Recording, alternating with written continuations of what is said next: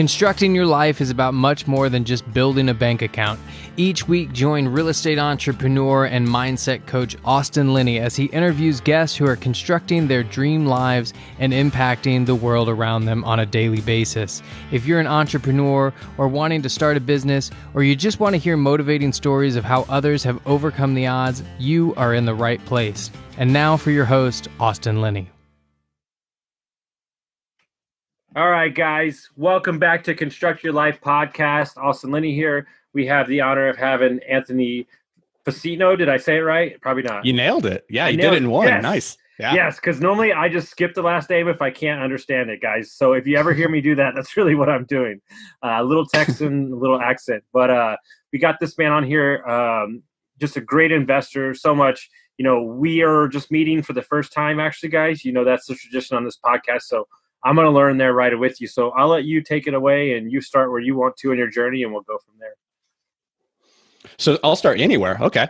So I guess we'll just start like in the last decade, because I think that's really where, for me, if you think about your life in terms of epochs and like different periods of time, like where really important things happen, you have maybe high school and then you have college for a lot of people and then post-college and that first job. So for me, coming out of college, I went to college because it was a thing to do. It was from a very early age. My dad just kind of ingrained that it wasn't even an option, that I was going to go to college and it was a foregone conclusion. And so I did that, but I didn't really know what I wanted to do while I was there, which was fine. I knew I was a really bad employee though. Like at the end of the day, when it comes to working for other people, I've always been really, really bad at that. I think Bill Gates has a great quote, which is something to the effect of, if I have the choice between hiring a lazy A player or a hardworking B player, I'm going to choose the lazy A player because they figure out how to do the work quicker and with less energy. And so that was me. Like I was a lazy A player when it came to working for other people. I could get the job done, but I was always looking to figure out how can I get this done quicker so I can just chill and coast. But that didn't really jive with me and my personality because at the end of the day, I have this pretty strong desire to progress. This feeling of like, if I'm not growing, if I'm not challenging myself, then I'm not really living up to my potential, which kind of like plays into Maslow's theory. So everybody I think is familiar with Maslow's hierarchy of needs, which is, you know, you need to have like your physiological, then your psychological, and then your self-actualization needs met. But he had a really interesting quote, which was something to the effect of, that which we can be, we must be. And it's just recognizing this idea, that which we can be, what's our potential, we have to achieve that. And if we're not moving towards achieving that, then we're filled with discontent. And that's where like a lot of unhappiness in life really manifests itself, because we know we could be more than what we are. So I was never content just being a lazy employee for other people. So very early on, I knew that wasn't going to be an option. Like going corporate wasn't going to do it for me. I had to figure out my own path through the world. And so I did that by going and rock climbing professionally for a couple of years, which allowed me the freedom just to live in the back of a van in the dirt and just, you know, travel the world, see all these beautiful places and challenge myself every day. But it wasn't until I tried to get married to a woman. And I went to her parents and said, hey, can I marry your daughter? And they're like, well, how are you going to support her? It was the first time where I was like, okay. Well, I've never really thought about money because I have just very low needs. Like I can just go live in the back of a van. Heck, just give me a tent or a sleeping bag. I'll be happy. But it was the first time I ever had to like really answer that question. And so then I thought back and I was like, okay, what can I do? What skill sets do I have? And one of the skill sets that I have was the ability to write. And so from a young age, I was always writing stories. My dad really encouraged me to do that. And so I decided I'm just going to start writing books. And so the next day after that conversation, I started writing books and went on to publish 12 novels in science fiction and fantasy, things with lasers. So like back here on the wall, that's one of them. And so just really focused on like telling those types of stories and really enjoyed that. But then what ended up happening was after a couple of years of that, they say you need to be careful about like what you shoot for, like what you set your sights at, because you might just get it. It's like the dog that catches the car. They chase after it and they finally get the bumper and they're like, I don't know what to do with it now. And that's kind of what happened with me with writing. I got all the success, but the lifestyle of writing is one where you just live in an office all day by yourself, just living inside your own brain, telling stories. And they feel very real because you're interacting with the characters and they're living through you. But it's not very good for an introvert who is already kind of a hermit. And so I was just kind of like devolving and not really learning. Like I lost the ability to function in society. And so the writing, I was like, okay, well, this is great. I've realized some success here, but long term, this isn't going to be great for me as an individual. I need to find something that's a little bit more meaningful and impactful and gets me outside of my comfort zone and gets me working with other people. So I went into business with some friends. We they had started a manufacturing company producing polyurethane rock climbing holds and importing hardware and things that when you go into an indoor climbing gym, all the things that you see there, we produce those. So I went into business with them. We started building that company. And that was really interesting because there's a whole new problem set to solve, like dealing with people, dealing with engineering issues, dealing with customers and how to sell, like much different than writing. And so I did that for a number of years, and I'm still there actually at the moment. And then about 3 years ago, I started looking at real estate. And the story I tell people, and this is probably not even true. I think sometimes we think back on our past and we like conjure up a meaningful moment. But I don't know if there's really ever a meaningful moment that led me into real estate. But the story I tell is this, that I was driving into downtown Minneapolis one day, and there's a beautiful sunset behind the skyline. I looked up at the skyline and I thought, what's it take to buy a skyscraper? Like at that point, I knew very little about real estate. I had fixed and flipped a couple houses in college, but I like to say that I can swing a hammer, but I can't hit the nail. And so, construction was never good for me. That was a very bad introduction to real estate because I was like, I hate this. Like, I don't want to build things with my hands. That's not a good use of my skill sets. And so that kind of turned me off for a long time. But that moment when I'm driving into the city, I'm looking at the skyline, I'm like, okay, what does it take to buy that? Like, I didn't even know. Like, does a person, does a company, is this an entity of some sort? Like, I had no clue. And so just trying to solve and answer that question led me into learning more about real estate. Specifically, then I got onto the trail of multifamily investing, which then got really interesting to me because at its core, multifamily investing is like building with Legos. They only go together in so many different ways. The business model is really simple. And once you understand all the different ways they can go together, the sky's the limit. You can build anything. And so that's what we're doing now. Joined forces with my now partner, Dan Kruger, and we formed Invictus Capital at the end of last year. We have about 110 units under management at this point and just continuing to grow up here in the Twin Cities. And so that takes you from when I'm living in the back of a van all the way up to currently, where I no longer live in a van. Well, I'm not going to lie to you. I'm sitting here and I'm thinking, he went from writing no novels to 12, just like that. Now, the bigger question I have to ask is, after you wrote the novels, did the parents say that you could then marry my daughter? Well, so that relationship actually ended. Okay. They did end up giving me approval. They did. It was a good starter to understand that you had to get your stuff together a little bit. Yeah. And it was that moment where, I'd always kind of lived in my own bubble and thinking like, I can make money. I have the ability. I always had this, like, my dad instilled in me this deep confidence that no matter what happens in life, that I have the tool set to overcome that. And he did that from a very early age. By a really interesting story kind of tied into that is like when I was in high school, I was like 15 years old, and I was going to drive across Minnesota and Wisconsin to go to this formal dance with this girl. And when you're going to a dance with a girl, like, you're very motivated to get there. But the morning that we left to make that drive, which is like 8 hours, there was a terrible, terrible Minnesota blizzard. We almost slid off the road 3 times before even like getting out of the cities. And so me and my sister and one of her friends, we all piled into a car. We did the road trip together, and we made it about 5 hours. And then we get into a horrific car accident, just cracked over our Honda Civic little hatchback into like 2 pieces, like an egg. It's like going 80 miles an hour, ran into the back of a Ford Taurus. That Ford Taurus just got crumpled. It was terrible. We all go to the hospital. My dad, my parents, they drive out to get us, and I have a slight concussion, and I'm in the hospital. I'm like, Dad, I still got to get there. Like, I told her I'd be there. And he's like, well, you just have to find the solution. So he handed me a phone book, and he's like, see if you can find a taxi, see if you can find a limo, see if there's a puddle jumper that's making a flight out there. He's like, if you want to get there badly enough, you'll find a way to get there. I was like, yeah, but I only got like $150, Dad. He's like, well, then, then sounds like you're not getting there. And so I was like, I'm going to figure it out. So my parents, they left. And I'm still sitting there in the hospital, not really with a solution in mind. And then a nurse just kind of oversees my plight. She's like, I was heading there after work. If you can wait until my shift gets done, I'll give you a ride. And so she did. Like, I got there just in time for the dance, but like from the very early age, I always thought like, hey, my dad has faith that I can figure this out. And so I know I can figure this out. And so I kind of borrowed that from him a little bit. So when the parents were like, nah, like you're not marrying our daughter yet. Like at that point, I was like, I can figure this out. Like it was never really a big concern. I love that because I just had a conversation with somebody this morning. You know, I think the ultimate people in life that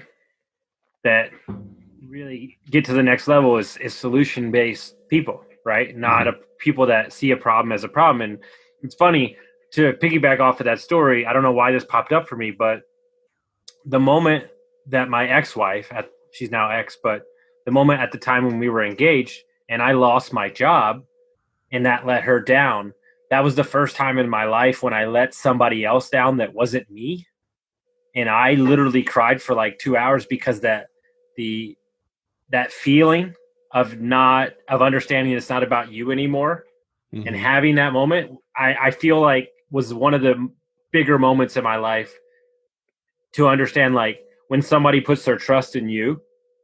We can pertain this to investors investing in your syndication, so many things. When they put their trust in you, it's not about you anymore. It's about, it's a bigger picture. And I think, a man or a woman or whatever has to have that moment in their life to understand that what your actions are bigger than your own.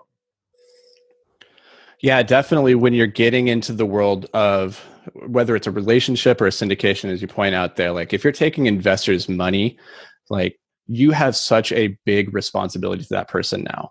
And you have the responsibility not just to do well by their money, but do right by them as an individual, that you're going to do everything in your power to satisfy the expectation that you set for them. And it's the same with a relationship. And that expectation is always growing in a relationship. And that's one of the hard things I think that we get into trouble with, is because we create these baselines and we say, hey, yeah, I'll marry you right now. Let's do this thing. And then that's like your baseline. And then the relationship grows and evolves. And then your commitment or how you're showing up doesn't grow and change and evolve with it over time, because you're still operating over that old baseline. It's like when you think of, like, I don't know about you, but I have a bunch of brothers and sisters. I have 6 sisters and 2 brothers. And when I think of them, like any one of them, I have them locked in at a certain age in my mind. Yeah. Like my one sister, she's 12. No, she's 32 at this point, but she's still 12 in my mind. Well, so it's like, that's your baseline. Yeah. I'll do you one better. And I don't know your story enough to know, but I doubt that you have experienced this. So long story short, I had a meth addiction. I was homeless, and then I was an alcoholic for 20 years. I've been sober for 2 years. I've lost like 60 pounds. Do you know how hard it is to hang around my brother or my best friends that I know from high school, and they only know me as drunk, jubilant Austin, and they're like, we don't know who this guy is. Like, this dude that has a podcast, this guy. And let me tell you something, that feeling, not knowing where you stand with people, man, it can set you, if you're not comfortable in who you are, it can throw you off your game. I think that's what you're getting at. Like, yeah, absolutely. And that's crazy too, like, because I'm not a big labels person. Like, when I'm thinking about my life story and somebody's like, so tell me about your life story. Who are you? Like, what do you do? I'm like, I don't know. There's not one thing. You could say I'm an author, I'm a business person, I'm a real estate investor. Like you could say all these different things. And so I don't like the label itself, because it locks you into that. And then people, they get this idea of you in their mind and they say, oh, Austin, the meth head, or Anthony, the, whatever. And like, it's like, no, that's maybe who I was then, but it's not necessarily who I am now. And it's really hard to break the shackles of other people's expectations. And so as much as possible, like, I think in an ideal state, if we want to be really Buddhist or stoic about it, we say, well, don't, let other people's expectations of you affect your expectations of yourself. Rise to like whatever the model is that you have for yourself. And that's the hardest part, is that when you internalize, like, hey, I am an alcoholic, like, that's an impossible cycle to break until you break the cycle of like, okay, I don't have to be that. Yeah. I can identify as something else. Well, I mean, I heard it put perfectly the other day, and it's something I strive for my coaching clients. Brandon Turner, he said, listen, when I set my goals for the year, there wasn't like a bench, or there wasn't like a weight I was trying to get to. I wanted to take on the lifestyle and identity of a person that was healthy and worked out every day. That was it. I didn't have a time. I didn't have anything. So here's the problem. When you discard your own labels, they might be discarded for you, but then you have to reaffirm who you are. But those labels haven't been discarded for people in your life. Mm-hmm. until you show up multiple times as the new version of yourself. That's where it gets tricky. But you have to be firm in that, because they're waiting for you to fall back on who you were. But if you show up enough as this new version, they might have to accept it, or and you can't do anything about that. Mm-hmm. Yeah, and it takes, like you said, it takes a lot of time if you want to like change that expectation that people have created for you in your head. You can either do one of like three things. You can either not care about it and just keep doing what you're doing and be like, you're going to label me how you're ever going to label me. You can try your hardest to try and convince them that you're not that thing anymore, in which case, like on a long enough time frame, if you show up consistently and persistently, you can do that. Or three, you just cut them out of your life. If they're holding you back and tying you to that old image that you had for yourself, like say you're a smoker and you're like, I don't smoke anymore. You've made that decision. I'm not a smoker, but you're still hanging out with people who are like, oh, you're a smoker. Let's go get a smoke. And like, no, I'm not doing that. Like, you'll be back. Like if you're hanging out with people who are always saying like, you'll be back, like you're going to go back. And so maybe you just need to cut them out, but that's a hard thing to do, or maybe not cut them out entirely, but limit your exposure to them, or surround yourself with new people that don't have that old baggage of who you were. And so it's kind of a fresh slate. And that's hard with like family and really old friends, but sometimes like relationships have to grow and they have to evolve. And in the same way, we're talking about this from like our own perspective, but we do this to other people as well. Like we put our labels onto other people and then we kind of put them into a box, and then we make it very hard for them because they feel that pressure for them to break out of that box. And I think what you probably do with your coaching a lot is helping people get out of that box that they in the world has kind of put them inside of. Yeah. And so that, being conscious of like how you're doing that to others. Or more importantly, the stories that they told themselves that put them in their own box. That's the bigger thing. And I love this because look, guys, if you want multifamily knowledge, go YouTube it or listen to a million podcasts, because half the time I get through my podcast, I'm like, did we even talk about real estate? Because this conversation is so much more important, because it's allowing you as a human, right? And I'm reading a book right now that my coach recommended to me. I don't know how I just found it, but I'm recommending it to every human being. What you say when you talk to yourself. And it's basically talking about how to reprogram the subconscious brain and to remove the negative talk that you're having with yourself. So basically it's saying, if you want to quit smoking, you tell yourself, I'm not a smoker. And then over time, your subconscious, when you put a cigarette in your hand, goes, you're not a smoker. Why do you have a cigarette in your hand? This works with everything.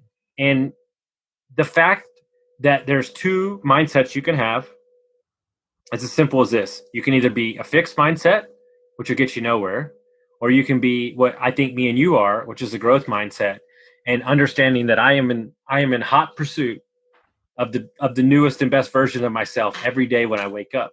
And what I bring to the table, and I would imagine you do too, because you're a hard guy to put their hand on exactly, where you operate, but there's no judgment for me. There's no judgment for me on anything. Look, if you want to go and you want to get 2 single family residents, and that gives you an extra $700 a month, and you love your job and you get to coach your kids, and you get to be available for them, like, dude, like, yes, let's go. And you know what I'm saying? I mean, I'm sure you run into that all the time in the multifamily space, because everybody wants those unit numbers. They want to get up to 1,000 and 4,000, right? And that maybe that's the case. And I think one of the guys that I love, and I don't know if you know him, but Bruce Peterson, we have dinner from time to time here in Austin. Apartment guy. Yeah, and he's like, Austin, I could have 4,000 units if I want. Like, I love my life now. But that you have to know who you are to sit in that, right? And not get caught up in the unit count number, which happens in multifamily all the time. Definitely. And I want to touch on that in a second, but I want to go back to something, because this book that you're talking about, what you say when you talk to yourself, I haven't read it, but I want to touch on this because I think it's super critical. If you want to be successful, however you define that in life, it all really starts inside your brain, because your mindset is the lens through which you see the world. Like, reality as you know it is occurring inside this skull. And so how you perceive that is everything. And so, like, I just want to talk about the neurobiology of this for a second, because it's fascinating. This idea, like, I used to coach youth climbers, and one of our climbers is actually going on to the Olympics. It was supposed to be this year, but she's going to be there next year. And one of the things that we would always talk about is not coaching the negative and not reinforcing bad talk. So things like, don't be afraid. That's not helpful, right? That's coaching the negative. It's telling you what not to do, but it's not telling me what to do. And instead, you're coaching, hey, be courageous. When you're up there and you're afraid, because climbing, there's going to be a lot of situations where you're afraid. It's not a moment to try and shut out the fear. It's a moment to rise above and display courage. And so that's the skill that you're practicing here, is being courageous. And what happens in the brain is really interesting. Whenever you have a thought, like the first time you've ever had a thought, the neurons in your brain, they fire. And they try to find the other neuron on the other side of the brain as you're making this thought for the first time. So it's kind of like you're driving across town to find this location. You're going to see a friend at their house, but you've never been there before. You just have some vague directions. And so you're kind of meandering, you're not taking the most efficient route. You finally get there, right? And now that you have that mental block of like where it is, generally those neurons, they found each other. It took a little bit to get there the first time, but now that they know where they are in relation to each other, every subsequent time that you have that thought, let's say that's, I'm a smoker. Every time you then have that thought, it gets easier and easier for those neurons to find each other. And what ends up happening is the brain then says, hey, this person's having this thought so frequently, we should probably do something about that to make it even more efficient, because it must be an important thought. And so then what the brain does is it coats that neuronal pathway in what's called myelin sheath, which is like a fatty white substance, which acts like fiber optics. And now that thought is transferring across the brain at lightning speeds relative to what it was before. All because you just kept reinforcing it over and over. And so you can undo that, but it becomes very difficult once you've instilled these negative self-talk. But you can encode these positive codes in the same way just by having it frequently. And it might feel like you're showing up and just, faking it until you make it. But there's a lot of, neurobiology science behind supporting why that actually does work. So saying, hey, I'm a grateful, exuberant, friendly person. Like, even if you don't feel like you're very grateful or very outgoing, or that you don't really want to be around people, but you tell yourself that enough times and your brain will start to light up those pathways. Are you sure you do multifamily, or not? You're not a neuroscientist, but listen. So to hit on that. Look, they say that your subconscious doesn't understand the difference between reality and fake. So why wouldn't you just give it positive reinforcement, and then you're going to reprogram your brain to believe that you can do anything you want to do, guys? Like, I mean, I couldn't say this more until I'm blue in the face. You are your thoughts. Like, you are your thoughts. And my favorite thing to do, I don't know why I have such a gift about it, but I'll sit in a mastermind and somebody will say a negative talk, like that one word. And I'm like, nope. And I'll just yell out across the room, nope, rephrase. And they're like, how'd you catch it? And I'm like, because I was a bartender for 20 years. The second of all, I used to talk to myself that way.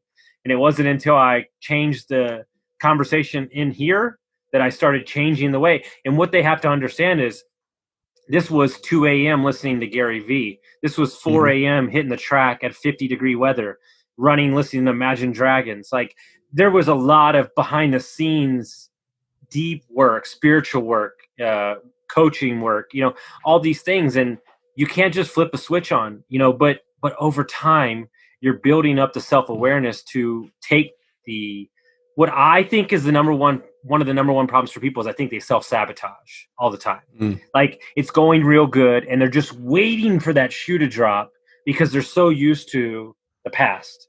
And the thing is that with your thoughts aligned and who you are, surrounded by the right people, you can create a new future that doesn't exist in your previous consciousness, I guess, for lack of a better word. Yeah, it's that cliche phrase, whether you think you can or you think you can't, you're right. And it's absolutely true. And that self-talk it's hard to catch because it's in your head. You're having it constantly, and so it's so second nature to you. One of the best ways, if not the best way, to break out of that is surrounding yourself with people who can objectively call you out and say, no, listen to yourself right now. Listen to what you just said. Because even myself, who I consider to like be very self-positive, I still say things where if somebody was to call me out in the moment, I'm like, oh yeah, okay, yeah, I am hedging. I am leaving room for doubt or for failure. Like at the beginning of this conversation before we went live, I started our conversation by saying my girlfriend and I, starting this month, we're trying the whole foods diet. And even there, like, we're trying, not doing. Like, we're not. Somebody could have called me out on that and been like, well, do or do not. There is no try. And I'm like, yeah, okay, you got that. Yeah. And so, but there's a lot of truth in that. And so the only way to get better is to build the muscle and just keep practicing it and be forgiving with yourself, because, at the end of the day, you are your harshest critic. You might think that there are people out there who are harsher critics of you, but it's not true. It's all in your head. You are the worst. No, and I just got off the phone with a guy, very nice guy, listened to the podcast, reached out to me, said, "Hey man, I'm 22 days sober. I just had a baby a year ago. Like, I'm a multifamily broker. I'm trying to build my thing, like all these things, right?" And he's like laying on to all these things he's doing. And I was like, "How old are you, man?" He's like, "I'm 32. I was like, "Awesome." I was like, "You have 60 more years. What's the rush?" I was like, "Have you even maximized out who you are as a broker or as a father or as a husband?" No. So I get it. You're trying to prove everybody that you're not that guy anymore, but it's going to take a day in, day out commitment to consistency of small habits to create the big change that you're searching for. And I think that's where a lot of young investors or people trying to get out of their 9-to-5s, I think they try to do it all in a month span or a 2-month span. Like, me losing this weight was 2 years, and I'm not even where I want to be. So, this is a life, journey, right? And as you get, and I'll let everybody in on a secret, because I'm about to be 39 next week. When you get older, it takes longer.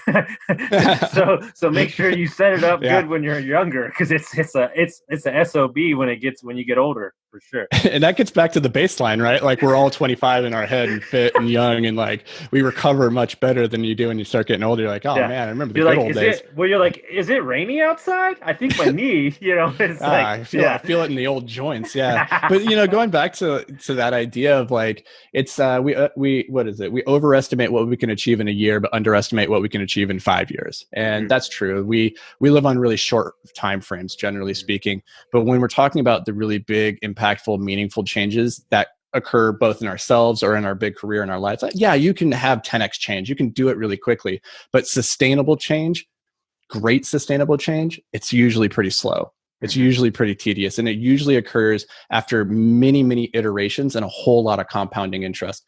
And if you don't put in the time and you don't do it consistently and show up every single day for it, then it's not going to happen. It's not going to happen now. It's not going to happen in 5 years. But the plus side is you don't have to do a lot. Like, really small incremental changes applied daily can add up to massive changes in just a year, maybe 5 years, and in 10 years. Like, who could you be in 10 years if every single day you just got incrementally better? And the way I think about this, it goes back to Maslow's idea of like, who we can be, we must be. And he visualized this by thinking of yourself standing on a road, and in front of you, off into the distance, there are road signs at intermittent distances. And each one says +1, +2, +3. And then you turn around behind you, and it's the same thing, road signs off into the distance. But these ones are -1, -2, -3.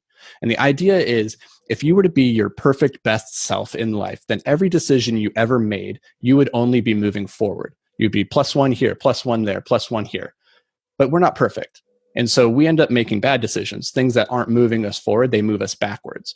And not only do we move backwards, let's say we move back -1, that's not just moving back 1, that actually removes the opportunity cost of having moved forward 1, right? And so now we're 2 behind where we could have been. And that's really scary. So you'll never catch your best self. They have a head start. You're never going to get there. But what you can do right now is to start making those better decisions and treat each decision as an opportunity to go +1. So maybe that's, hey, you know what, today I'm going to drink a gallon of water. That's going to be my +1. Today I'm going to get out of bed when I say I'm going to get out of bed, whatever time that is for you. If that's 5, great. If that's 10, whatever. Like, you get out of bed when you say you're going to get out of bed. You set that intention, or you're going to go and exercise. These are +1s, or I'm going to show up for my family and my friends. That's a +1. And so if you think about your days and say, okay, today, my goal, I'm just going to try to end the day +1. +1 better. And yeah, I'm going to make some bad decisions. They're going to move me backwards. But at the end of the day, I'm going to be +1 better. And you do that on a consistent enough time frame, and you will not recognize the person that you become in a 5-year, 10-year time frame. No, I couldn't agree more. And the issue is that there's so much shame associated around maybe who they were, or who the distance between who they currently are and where they want to go is so big that they try to get it all in 1 month. And that's kind of the genesis to the podcast is, we're not building a diet. We're not building a quick fix. We're not building a a real estate transaction. We're building a lifestyle. And like I was in Costa Rica, right, for 10 days, and I was looking at real estate because it's always been my dream. I run a big Airbnb company. It's been my dream to own a hotel. And people kept messaging me like, dude, just relax. Like, stop looking at real estate. I'm like, hey, fuck off. Like, this is what I do. Everywhere I am, I look at real estate because it's my lifestyle. I'm an investor. I'm always looking for opportunity. Doesn't mean I'm going to buy. It just means that I'm available for it. And when you can cultivate a lifestyle that is yours and you can dial that in and improve on that incrementally every month or every year, then I really think you set yourself up to be available, right, for the opportunity. Because I had an epiphany the other day. Sometimes when I'm working with my hands, weird shit comes in my head. But I've had a fucking shitstorm of a fucking year. But I'm like also had the best year of my life. Like I got divorced, I got laid off, I moved across the country twice. Like I started the podcast. Like so many things have happened, good or bad, indifferent, whatever. But I thought to myself, if everything that I wanted to happen this year, I wouldn't have the life that I had right now. And what I mean is the universe destroyed so many things that I wanted to happen that it have made me available to step into this life that I'm living currently. And I think we don't associate the good and the bad. We only focus on the good and understand that maybe that thing that you wanted, right, wasn't the actual thing that you needed. And the universe was setting you up. Because I tell everybody this, the universe is undefeated.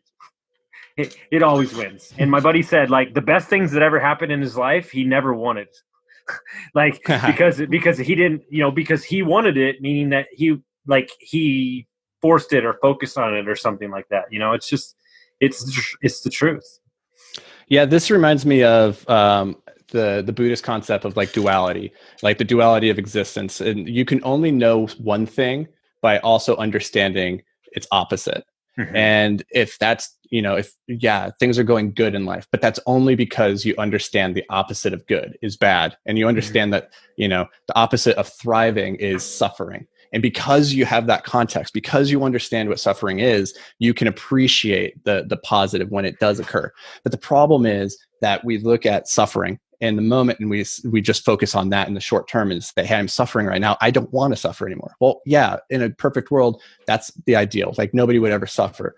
But if you can't actually understand pleasure without that suffering, then you have to take the good with the bad. And that's like a real cliche answer, but it's definitely the truth. So if you can look to those moments where life is not going as planned, like 2020, for a lot of people did not go how they thought it would, right? And you can either look at that and really dwell and be living in that misery and in the suffering, or just accept it and say, okay, it's in this misery, it's in this suffering, it's in this discontent that ultimately I'm going to find the happiness and the pleasure. And then it's on you to go and find that happiness, that pleasure. And this is where, again, things get really tricky. One of my favorite books, one of my favorite authors is Nassim Taleb, and his book, Fooled by Randomness, really talks about this idea that we falsely equate when we look back on our lives, the fact that something did happen, that it was destined, or that it was going to always happen, or that the probability of it happening was always so high. But in reality, we don't have a good understanding of how things happened or what the likelihood of them happening were. Like 2020, we look back on that, we might say 100% certainty, this is how it was always going to play out. But maybe it was only a 1% certainty. And so we don't have a good idea of what the decisions or the events or how complex it all is to lead us to where we are. If I look back on my life, that girl, she didn't end up marrying me, right? And she left me. And then I ended up living in a van, but not because I was climbing anymore. I was kicked out of the house and I had nowhere else to go. And so I lived in a van for 4 months, right? Like I can look at that and say, that was a really negative experience. But if I go back even further, when I was choosing to live in a van, and that's not like the most comfortable place to be living, well, then it made it much more easy when I got to that place in the future. And so like, you just can't track back and say, oh, because this happened, that was going to happen. And therefore I'm going to end at this place. And so it's like your friend's point, like, a lot of the terrible things that occur to us, like that's actually laying the groundwork for getting us to the destination we didn't even know we wanted to go to. And then being able to appreciate it when you do get there. But yeah. But to put a bow, I mean, I could talk to you for 7.5 hours. I don't even half the time. My brain is like it's too much because I think you might be a scientist, also a multifamily guy too. But Yeah. So when I went to school, yeah, I do have a master's in psychology. So that was one of the okay, degrees that I picked. master's in I picked up, psychology. I knew yeah, it. yeah, I picked up, Yes, I knew I picked it. up a bunch of degrees. Psychology. I, I'm super fascinated with human behavior, I habits, it's the look, idea of dude, success, and like, it's the only thing I care about. Like, yeah. like paying attention. Like, I don't think enough investors, and I mean this, especially when you're doing it on a large scale, multifamily, like large multifamily. I don't think enough investors are tapped into human behavior Oh yeah. and the movement of the United States. And what we're about to see, guys, I'm going to let you know a secret, is we've been having urbanization for the last 20 years, and you've been seeing downtowns explode with the change of working from home and people getting away from New York and California and the rents going to the roof. You're about to see an a switch around, which wasn't supposed to happen for years. And that's why you're hearing from all my buddies that Kansas City, Louisville, Indiana, Indianapolis is exploding with growth. Mm-hmm. Tahoe, Idaho, Wyoming. You have to follow these trends. This matters because if you're investing within the year, in 2 years, you're going to be outdated on your data. Like the way I look at stuff is I want to see 5, 10, 30-year trends that I'm trying to stay ahead of. Am I off Mm-hmm. base with that or not? No, I totally agree. And like to tie this back to the idea that, I started this conversation by saying when I started getting into real estate and multifamily, I was really attracted to it because it's simple. Like the mechanics of how all the pieces go together, they're really simple. Mm-hmm. The hardest part, the most complicated part, are the people. And this is the truth of any business, whether you're in manufacturing or you're an author, like it's always the people that you're dealing with. And if you don't understand their motivations, their wants, needs, and desires in this world, or your own wants, needs, and desires in this world, then you're going to find a lot of friction. Real estate is all about the relationships. And if you're not able to connect with the other person, get inside their head, and try to craft out these win-win situations, then you're not going to go very far. In the same way, like understanding macro psychological trends of like, okay, now the deurbanization of these major metropolitan areas, what does that mean? Why are people doing that? Are they doing it because they're scared? Or are they doing it because there's more opportunity in these other areas? Because that's going to tell you a lot. If people are moving to an area because they're afraid of the other area, well, is there some likelihood if that area ever goes back to how it was that they'll go back because they had the opportunity, had less nostalgic feel, or are they leaving because the opportunity is leaving? So like in Silicon Valley, a lot of businesses are leaving there. They're going down to Austin, they're going down to Phoenix and down to Nashville, and they're leaving. The opportunity is leaving. And so when people leave and follow that, they're not going back unless there's a really good reason to go back. Whereas in New York, people might be leaving New York, but if they're leaving because they're afraid of like the current pandemic situation, well, that's a short-term thing. Maybe that lifts and they're no longer afraid. And so they go back because the opportunity still lives there. And so there's a lot of different ways you could break it down. But if you don't try to get to the underlying root causes of like why people do what people do, you're just going to be swimming upstream all day long. Well, it's like I live just south of Austin. I lived in Austin for 9 years, San Antonio for 4. That's where my properties are. But I grew up in Houston, and I know Texas very well. And everybody's like, "Whoa, Texas is like blowing up and everything." And like I'm like, "That's great, right?" Mm-hmm. And don't get me wrong, it is. Like, trust me, I've watched it happen in front of me. I watched it happen with my properties. But what I hold my hat on is every time you look at the job growth in Texas, and that's where I go, okay. Like no matter where the economy goes, we have jobs. Mm-hmm. So if you have jobs, people are getting paid. Well, people are getting paid, they're buying goods and services and they're buying houses. So that's where you have to see the bigger picture. And the way I looked at it is I don't have the money that other guys do, institutional guys or whatever. So I have to stay 5 to 7 years to 10 years ahead of the curve to catch the progression, to catch the upside, right? And so I think if you are an investor, and you stop worrying about transactional wins and understand the long game of it. It's funny, man. I'm sure you've ran into people from time to time. I'll meet random people, and he's like 50 years old. He's like, I'm like, what do you do, man? He's like, well, I own this tire shop. I've had it for like 30 years. I'm like, awesome, man. He's like, and he'll like slide it under his mouth, and he's like, oh yeah, and I own like 67 houses. And I'm like, huh? And he's like, yeah, I don't really talk about that much, but they're all paid off. And like, I'm good. And it just cracks me up because it happens more than you think. Mm-hmm. And we're so worried about the dudes that are on Instagram, right? Yeah. That Yeah. are flouting their mouths, but there are regular people that understand the game. Because so one of the things I'm passionate about it, and it's not, this is probably one of the bigger things I care about, is the financial literacy of America is piss poor would be an It's pretty understatement. low. Yeah. And so we're gonna get with my buddy who runs like 50 billion for UT and these other guys, and we're gonna teach a charity course or whatever you want to call it for middle school and high school kids, because it wasn't until I worked private equity that I understood. I didn't know what the hell money was either. Mm-hmm. And when COVID hit and Blackstone stopped lending to people, I was talking to Chris Grinzik over at Toro on our podcast. Like, nobody understands how money works. Like, Mm-hmm. because it's not so much that the money dried up; it's that the chicken farmer couldn't produce the chicken, that the feed costs went up, and the lumber. It's like I talked to my boy, and he's like, "Well, lumber's going up, so we're buying rainforest in Brazil," and I'm like, "Huh?" Like, "Oh, you're buying the wood while it's still in the ground before people build stuff out of it." Oh, that's next level stuff. And I think that people, and you have to get around those guys to understand that there's so many layers to the financial. And then I hear from people that they don't even know what a loan is, or what a credit card is, and I'm like, Mm-hmm. oh, we got work to do.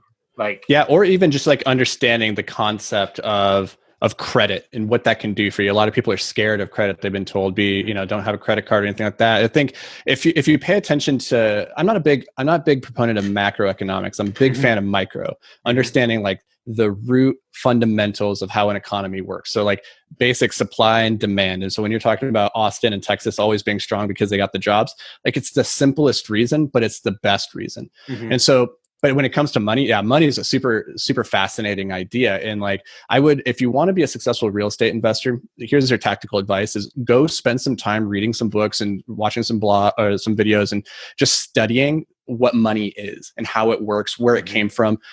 There's some really great books I could recommend. The Ascent of Money is a fantastic one. Sapiens, actually, by Yuval Harari, it talks quite a bit about money. And I would recommend those books to just understand like where it came from, why it's so important. And once you understand that it's not all just about like how many dollars are in the bank, it's about what you control and what you can leverage with that control. Mm-hmm. And so one of the things that you'll find with like really wealthy individuals is that maybe they don't actually own all that much, but they control a whole lot.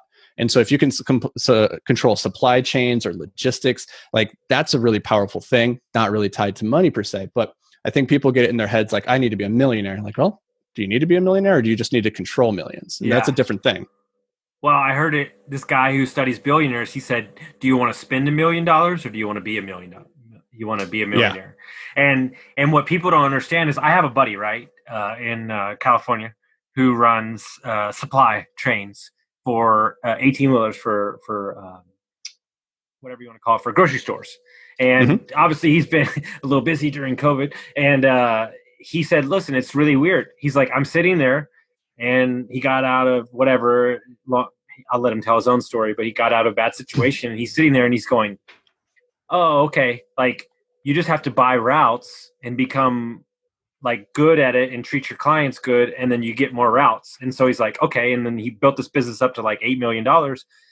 And like, people are so concerned about like, well, I need to own that, and I need to like I get coaching clients. This is my favorite one. I'm like, they're like 23, and they're like, oh, I'd like to own like 2 houses by him while I'm 30. And I'm like, oh, okay, well, we're going to change those goals just a touch. Like, how about we focus on like a 15 unit or a 12 unit, and we crush those goals in like 6 months? And they're like, you can do that? And I'm like, yeah, you can do that just like that. And they're like, but it's like, but you only have access to what you know. And it's by getting around people that are smarter than you instead of staying in your comfort zone.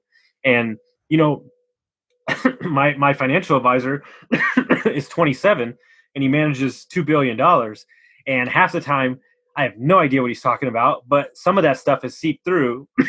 And I'm like, okay, like these are the rooms that you need to be in, because these are the conversations that elevate the knowledge that you exist in. And in this conversation, I mean, like, I'm going to go back and listen to it, has elevated me. So if people wanted to find out about where you are located or your real estate company, how would they do that? Yeah, so check us out at invictusmultifamily.com. Right now, we have a free quick start guide over there if you're interested in learning how to passively invest in real estate, because I think real estate is a fantastic investment vehicle, but it's not for everybody on the active side. Like, you're a busy professional, maybe you have a family that you want to spend more time with and you want to participate in real estate, but you don't know exactly what that looks like and you don't want to deal with the tenants.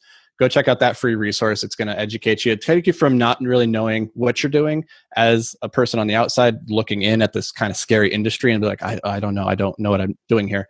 And it's going to simplify it for you in a way that lets you actually take action by the end. So I would check that out. And then I do want to say this, because you kind of touched on it real quickly, is this idea of like, do I need $1 million for this reason or for that reason, or how much do I need? Just, are you dreaming your own dream? Ask yourself that. Or are you dreaming somebody else's dream? The American dream of like having a white picket fence and a house and 2 dogs and a kid and like whatever it is. Like, ask yourself, are you dreaming your own dream? And maybe you're not. And if not, then sit down with yourself and try and figure that out before you go and do anything else. Because until you know what your dream is, where you're trying to head, until you know what your desired outcome is, it's really hard to make forward progress. No, dude, like, people think I'm joking, but this really does happen. Like, I get DMs and they're like, why are you traveling so much? And I'm like, because I like it. I don't It's like, fun. but like, that's me. Right. And the reason that they have a hard time with it is maybe they want to do it. Right. Or maybe it doesn't seem like the normal thing. Right. And I'm like, but that's what makes me happy. So, but understand that it's taken 37 years to understand that that's what I like to do. Now, that being said, things are changing, and I do want to put some roots down and like, but we'll have multiple houses because it's my business. Like, this is what we do, vacation rentals. But you're 100% right. And if you're building your dreams for somebody else, they will crumble, and they will crumble hard, and you will lose money, and you'll probably lose relationships because it's built on a shaky foundation. And Absolutely. you have to build it on a firm foundation. And so a lot of the work, guys, what this whole conversation is I just had this conversation with a guy earlier today. We're not building, I don't care. Go listen to Jake and Gino, and get in their group if you want to learn multifamily, because I can teach you, but I don't want to, because I'm trying to build the life version of you, meaning health, mind, spirit, body. And then let's go from there. And then we can layer on the weapons necessary to deploy capital, right? I think that's where everybody has it wrong. They work from the outside in instead of the inside out.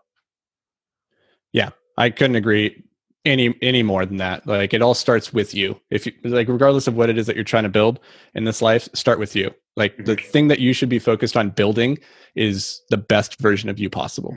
And more importantly, just so I can get it in one more time, invest in yourself, right? Like, I watched that thing with Zac Efron, and he's like, oh, the water makes up like 60% of our body, and yet we don't pay attention to it at all. Well, guess what?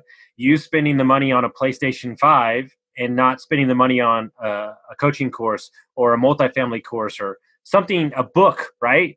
Like, invest in who you are and make sure that is, as Gino Barbaro would say, make sure that you view that as an actual investment, and then pour it into yourself. And for me, that's books and my coach. Like, it's what I do, and it expands my mind, and I think it's super important. That's why I have to say it. Yeah, agreed. Yeah. Well, I appreciate it, guys. If you like this episode, make sure you send it out to your friends, and we thank y'all so much for listening.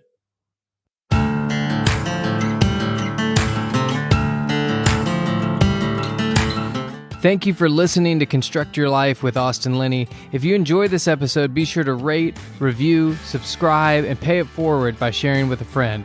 Most importantly, take this opportunity to start constructing your life by taking immediate action on what you learned.